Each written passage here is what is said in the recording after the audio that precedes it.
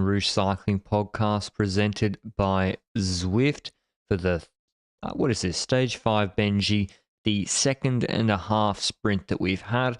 First sprint was a reduced group because of the crosswinds. This is from Al Marjan Island to Al Quwain, if that's how you say it, 170 Ks.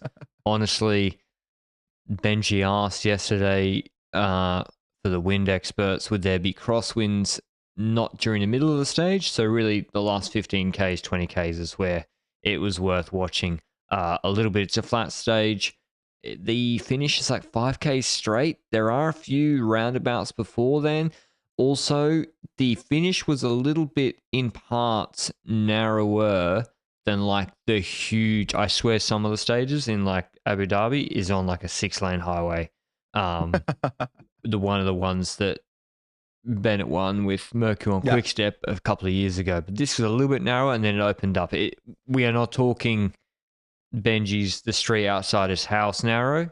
They're still pretty wide roads from what I can see. If you haven't checked it out, by the way, the interview Benji did with Elisa Balsamo, former world champion, Classics God, dropped today. So go and check that out as well. In addition to this episode, really interesting hearing about her experience on Valcar, now at Trek Segafredo as well. But you didn't ask her about gifting, Benji Riolini.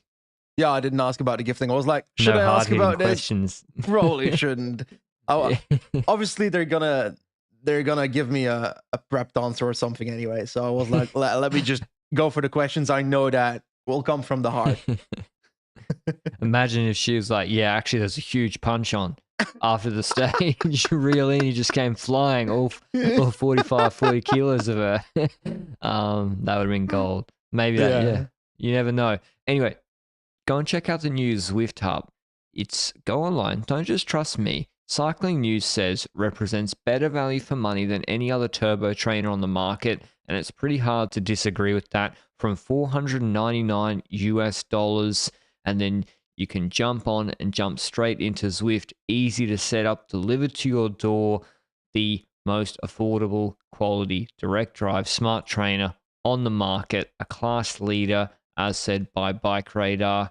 So go and check out the link down below. It's a no-sweat setup with the full immersion feel to get you on Zwift easily. There's YouTube tutorials online to help you set it up because I'm technologically also a little bit challenged. For people like me, you can choose the cassette that it comes with. It comes pre-installed, powerful training tool. Go check out the Zwift Hub through the link down below. But another nothing break, Benji, until... Do you reckon Quickstep listen to the pod? Remco? Ooh. Well, I know Remco listens to the pod, but I'm not sure that they apply stuff that we say on the pod necessarily. Because, hey, I'm not sure everything we say is applicable to these stages. That being said, this was a typical UAE Tour stage. This was the kind of stage where I was like, I'm not going to watch until the final of this race. And I hope that Twitter shouts loud enough if echelons happen. And Twitter shouted loud enough when echelons happened. With 17K to go, I got a message that said, echelons, Benji, there's echelons. And then I jumped to my PC and opened up the stream and I saw echelons. And it was EF that pulled the echelons initially together with Bahrain also trying. UAE was also pulling. But there were some riders behind that actually are valuable riders. Blap was behind there and he's pretty high up in GC. So it matters because that means that, let's say a UAE wants to get Adam Yates higher up in GC. They want to keep him behind. And Plapp wasn't the only rider. He was the first group that was behind, and then another group was splitting from the front, which was Remco's group. Remco actually got behind in echelons, and it's actually surprising because when it comes to Remco, he's been behind in echelons before. But this is the first time I see Plapp being behind in echelons ever, I think. They're asleep. He was at the back of the bunch, like through the roundabouts with 20Ks to go. And it doesn't matter how strong you are, you're at the back of the bunch. I think Remco was a little bit asleep with Quickstep too. I don't think in the interview yesterday after the stage, he said the wind forecast isn't strong enough for echelons, so should be pretty chill. And I don't think the wind was that strong either, but EF really made it happen. Even Adam Ricardo, he was sending afterwards. But the reason I asked if Quickstep was listening to the pod was because I went on like a 10-minute spiel about how Plapp could win this on intermediate bonies. And they put Quickstep put Vavaka and Cherney in a break. to take intermediate sprint seconds to defend my tactic. So, well done. Well played.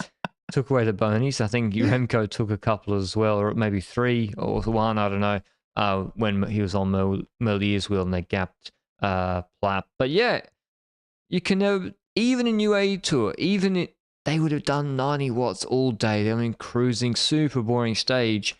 You switch off, even World Tour level, all of a sudden, Plapp's losing second to Bilbao because Bahrain were pushing Benji. Were you surprised when Quickstep came back, they didn't push that first echelon with Plapp off the back?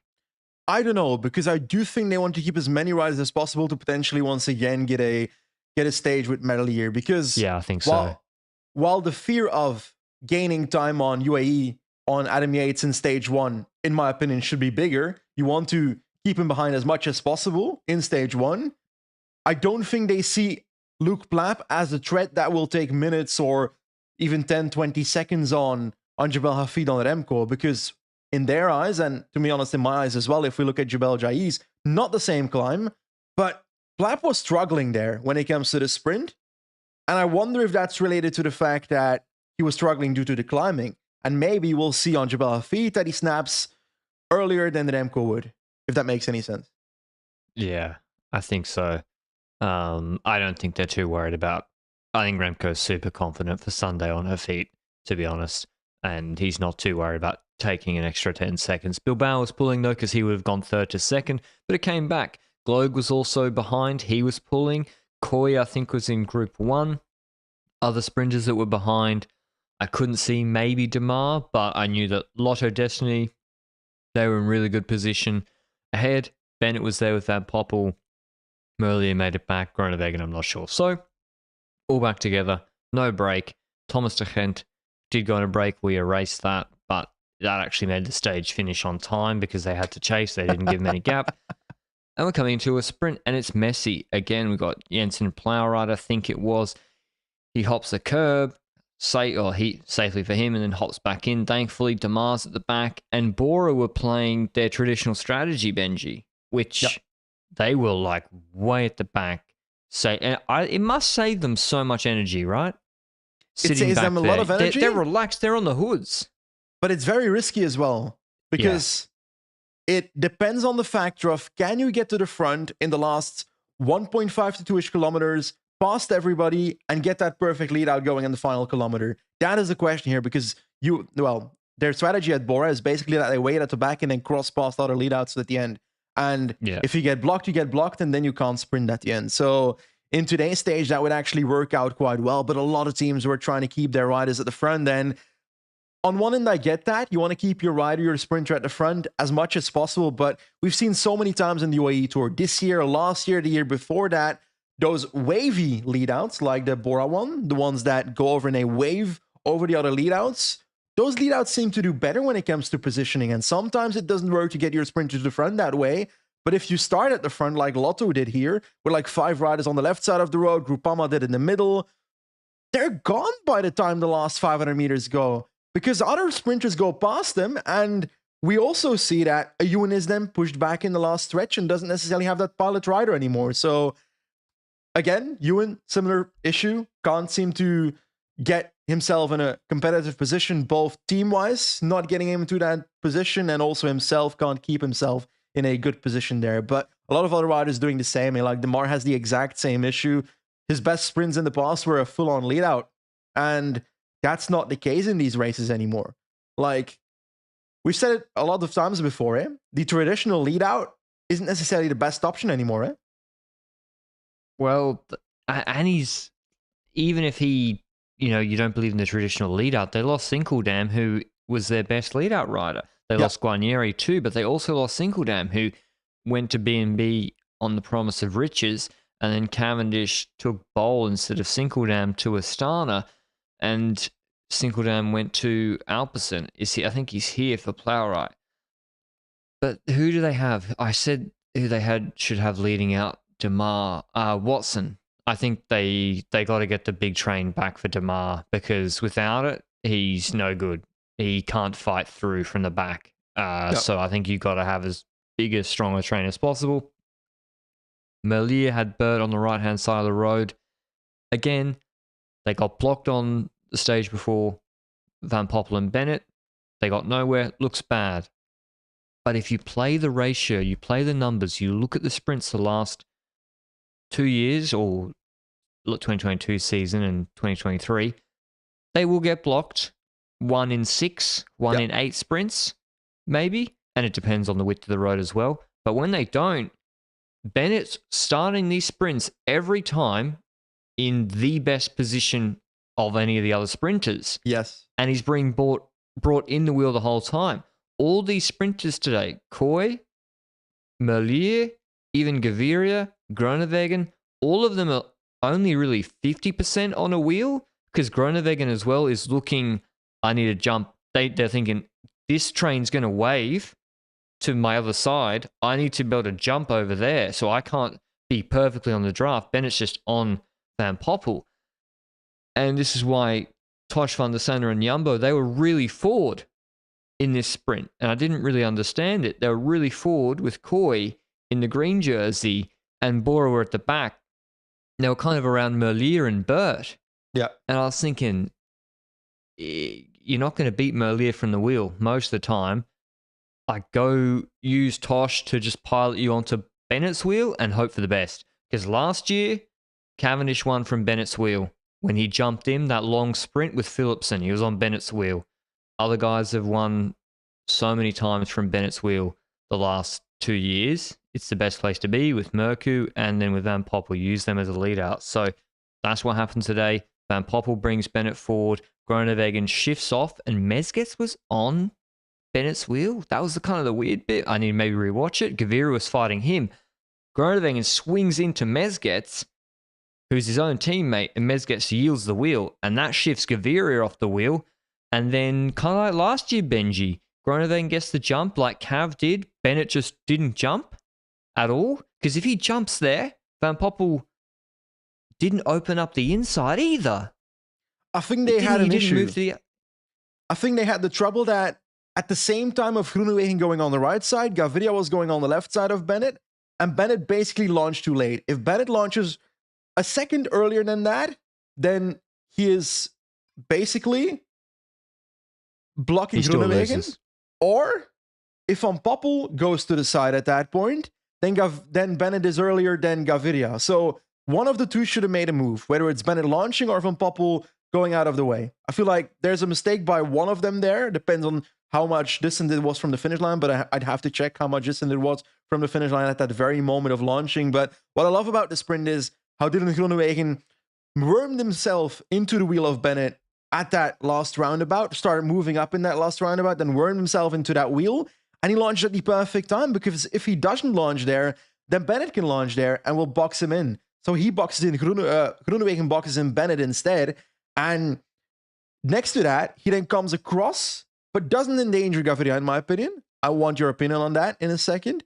He basically goes in front of Van Poppel and goes to the left towards the barrier, and Gaviria is not there yet. So in my opinion, he's not really endangering. He's deviating, but deviating is allowed in a sprint as long as you don't endanger another sprinter. Now, there's also another rule somewhere in the depths of the UCI rule book that obstructing is also not allowed. But if you start applying that to every sprint, then I don't even know if anyone will be allowed to legally win a race anymore. But yeah, Groenewegen, wonderful sprint, was and is still one of the fastest riders in sprints in the peloton, in my opinion, but his lead outs just haven't been perfect, nor his piloting towards the wheel. Now, I do feel like a lot of work towards the sprint was done by himself, and I feel like Mezgec was there, and there was another rider somewhere a bit on the right bottom side of him, but I didn't see them get Groenewegen to that position themselves. I feel like he wormed himself in that position. That makes sense? Yeah, he was over on the Merlier side a little bit. He was hedging his bets himself, and that means you're eating a little bit, more wind than you might need to, than compared to having guys bringing you forward. So impressive win for him. When he gets clean air with 200 to go, he is difficult to beat. Beating Gaviria, I agree with what you said about Gaviria. It looks closer than it does, because if Groenewegen stays, I don't like him going to the barriers. Yeah, I think guys should still sprint straight. But that being said, if he sprints and leaves that gap open, Gaviria is going to immediately cross over to his wheel. And it only looks close because he starts providing draft and he sucks Bennett, Lapinge, and Gaviria with him. And if Gaviria's not in the wheel, he's getting gapped off Groenewegen. Gaviria's looking good, though. That guy's going to win a Giro stage or two. He is looking really good. I hope Movistar don't get tempted to take them to the Tour. And I don't think they will. It shows even more that getting a sprinter in your team is so valuable, because you said it last year and the year before. What the fuck and else could they get from this stage? Exactly. What are they doing at the UAE Tour otherwise? And the Vuelta a San Juan and so forth. What would they do at those races if Gaviria's not in their team? They probably wouldn't go to San Juan, is my guess. When it comes to UAE Tour, they're technically not forced to go to the UAE Tour because it's a race that was created after 2016 in World Tour. That's kind of the rule that goes when it comes to World Tour participation and the forcing of those teams being present. But otherwise, they can't do anything except GC here. And that's like a lot of that you can't do much. Max Kanter is not going to compete for UAE Tour stage. Like, I like Max Kanter like the other third tier, fourth tier sprinters, but not like a potential top sprinter in this race. Now, I also didn't see Molano in this sprint. Cavendish did come through. Cavendish was very far with a kilometer to go. Like, straight up 30th position, more 40th position, and he moved through the center and suddenly was there. So I don't know what went wrong. Probably just him being positioned at the front didn't really work out. But I'd have to go back and check what went he was wrong with Cavendish. In kind of the middle, just eating wind, starting their sprint from ages back in the wind. They were more on that right side. And Merlier on the other side opened up earlier. We haven't really mentioned that right side. Coy was on his wheel. Coy tried to come out of the wheel and then couldn't make up any space, goes back in the wheel. So, Merlier was quick, but wrong side, wrong position. Welsford made up some positions. He was too far back as well, but he finished pretty strong, nearly finished level with Merlier, and he finished ahead of Cav and Milano. But he's a top 10 Groenewegen, ahead of Gaviria, Bennett, Lapinge, it's a very nice result. And he's done well at UAE Tour sprints before, the Latvian on Trek. Merlier, Welsford, Milano, Cavendish, Coy, and Demar. An interesting sprint, and it goes to show that, I don't know, it just, like Groenewegen's on, he's very, very fast. He's on so much money as a big star. Makes sense. He's won Tour de France stages. And I just wonder where the sprinter market is going. It's any of them could win, Benji. Yeah. And it's almost like there's less top lead-up men. There's 3.5. Laporte, Mercu, Van Poppel, Maclay. Yeah. I might be disrespecting someone like Sinkeldam, but also there's not 10 guys that come to mind. Also because a lot of riders that might be top lead-outs, we haven't seen Casper Pedersen in lead-out action. He's looking very good at the start of the season. I expect him in the cobble races. I wonder if he can actually also do that lead-out role that they said he would be playing a role into, but we haven't really seen him do it so far this season. So that's the rider I'm looking at for that stuff. I'm just looking forward to seeing other riders kind of try that lead-out stuff and see if that works out, because so far it's not really working for a lot of those riders that are being put in a lead-out position, have to do it without necessarily having a lot of years in their book, because I feel like the one thing we see is that Van Poppel, Mercu, and other names you mentioned there, I might be wrong, Laporte and so forth, I feel like those are riders with experience when it comes to sprinting. Van Poppel's young. Van Poppel has been sprinting himself for a while. He's 28, 29, but he's been there for 7 years or something, so he has experience. I feel like we see that the lead-out role goes better for riders in that age than it goes for 22 years old. And I might be wrong there, but that's how I feel. Milan's done some good ones. It's just any kid with a good kick, he's going to want to try to be a sprinter first, right?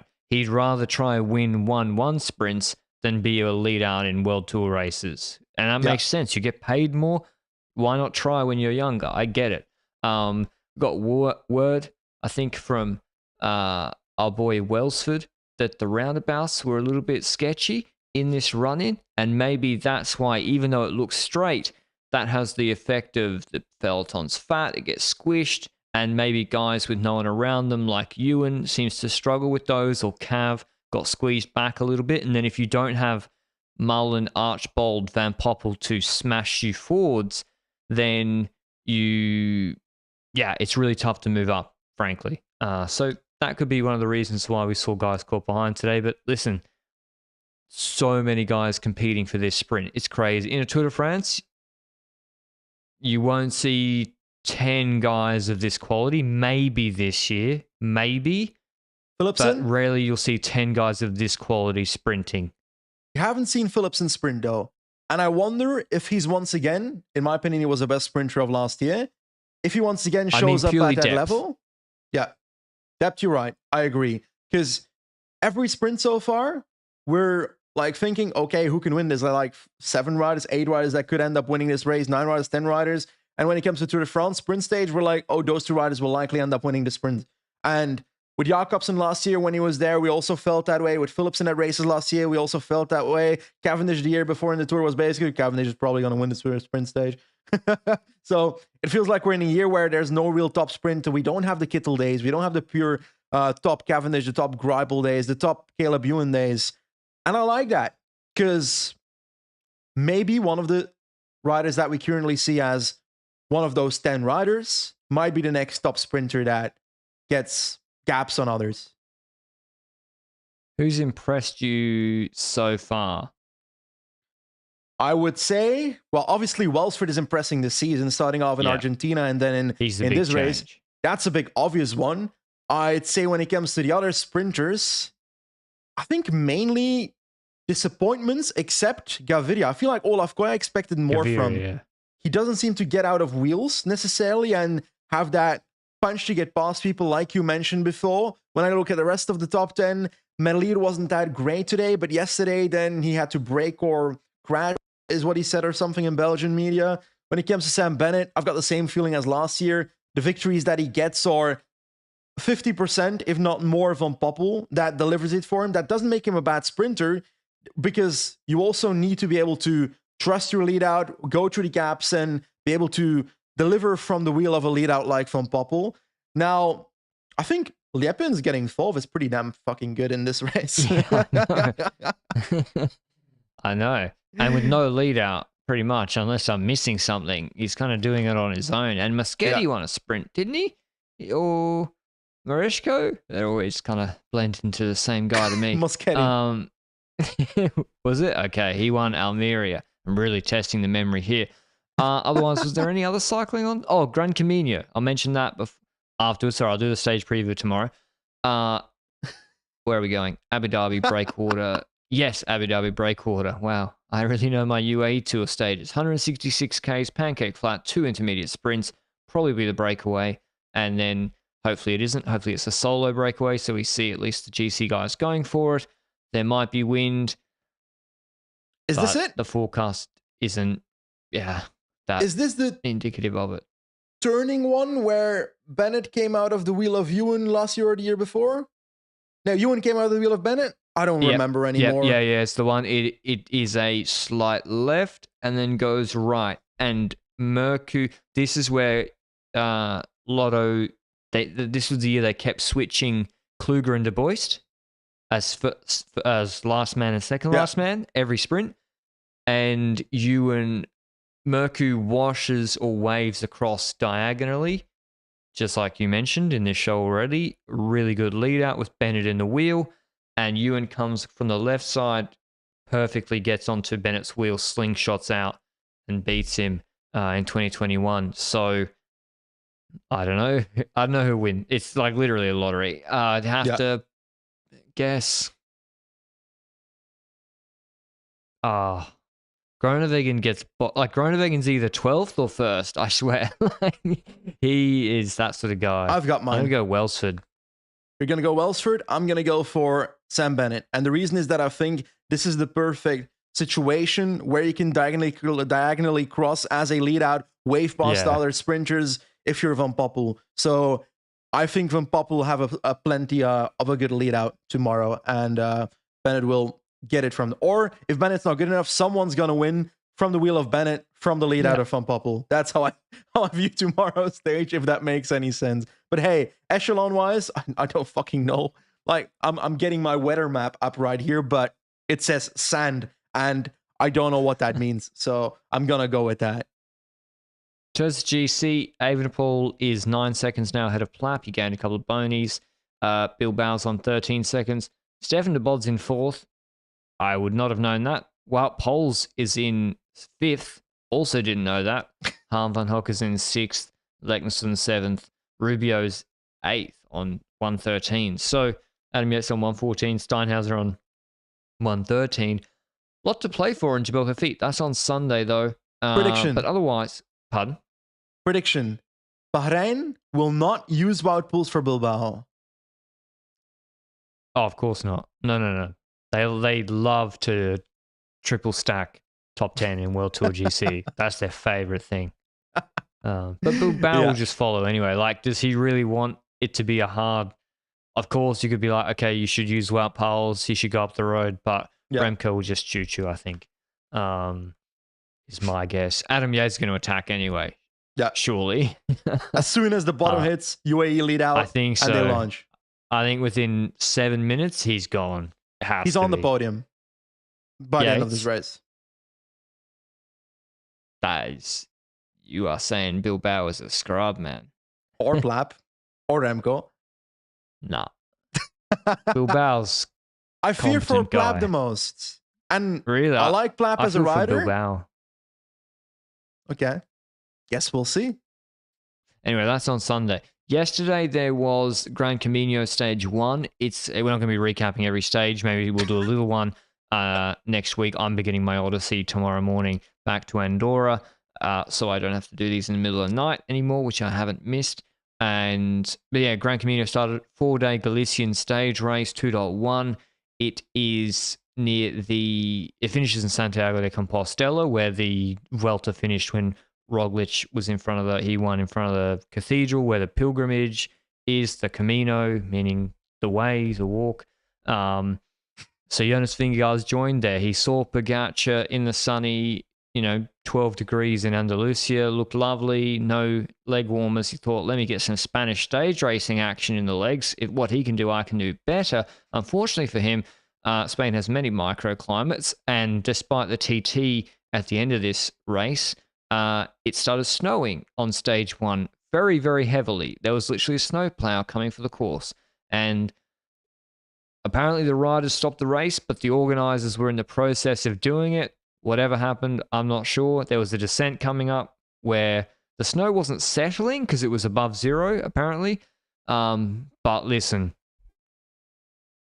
Spanish Twitter wasn't happy, Benji, about the riders stopping and thought it was unfair to the break.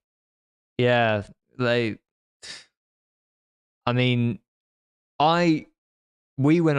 got criticised for it. I remember being criticised for being a little keyboard couch commentator during the Giro 20. When was it? Jesus, 21? When they woke up and were like, I don't feel like riding 250Ks today. Yeah, but that's a different situation. I know. Yeah. We criticised that. We said that has the extreme weather protocol says there is nothing to do. 7 degrees in rain is not contained within the extreme weather protocol. Snow, active snow, and freezing temperatures and freezing snow is literally, go look it up. Yeah. It's in there. So this is a perfect textbook case for it, right? Yeah, I agree. They did well in stopping the race, whether it was the riders or the organization. I don't care. The race was stopped, which was good because it could have led to accidents, which don't need to happen in cycling. The visibility, man. Yeah, visibility as well. The descent would be dangerous. Everything would have been dangerous about it. The breakaway, riding a bit further onwards, was pretty funny. I won't lie about that. But they didn't know it'd been stopped. They just kept riding. It's good that it's stopped. And we've seen quite a few neutralizations like that this year already. With also in Bessèges, we had the crash on a bridge where I think the ambulance couldn't pass. Was like holding on to the bridge by the side and was almost falling off the bridge. So lucky that he didn't drop. And the ambulances couldn't get past and they stopped it there. So it's good that organizations should, as fast as possible, react to certain things, but obviously thinking it through first. And in this situation, it's pretty obvious. The second you see it, you realize this is not okay. Yeah, I think maybe if there wasn't the descent coming up, they might not have stopped it. But flat finish, well, if it's a sprint, it's still... Yeah, it's still sketchy, isn't it? And guy's hands are so cold. Like Stan the Minute was saying, like he could barely feel his hands. So anyway, there's a really narrow goat track uphill finish tonight. I'd encourage you to go. Might have a little video of that maybe tomorrow night. No promises. We might mention the results there because Vingegaard and Jumbo, they talk a big talk before this race, Benji. They said they're here to win. Like they're here to actually not dominate, but take this race really seriously like UAE did with Andalusia. So I'm expecting Vingegaard, they controlled yesterday before the cancellation. I'm expecting Vingegaard to go for it on today's finish. So we'll see. First joust before Paris-Nice. Guerrero. He didn't look good in... Andalusia. Andalusia, But did he? He did look good in Saudi, I think. He won No? Saudi. Exactly, he did look good. I told you, he looked good in Saudi. And in Andalusia, had to ride from us. Yeah. Nah, I reckon after Saudi, it's like Cowboys done for the year. We've seen Herrera in one of those like Middle Eastern races as well. Do one big finish. He'll be good Is on this this too finish difficult? today. Okay. Oh, man, yeah, he should be good on this finish today. The others are a little bit too hard for him. The Cofidis team for a northern Spanish race in freezing temperatures and rain is outrageously good. Yoni Zagira, Harada, and I'm missing someone else, Geshka. It's actually for a 2.1, insanely strong GC squad. Molsar too is pretty good. They got Sosa. So anyway, lovely little race. We'll be watching it after we finish this recording. Thanks as always for listening. We'll have the recap of the sprint tomorrow. Who knows who'll win? It's a big lottery. Thanks to Zwift as always, and we'll see you with the recap then. Ciao.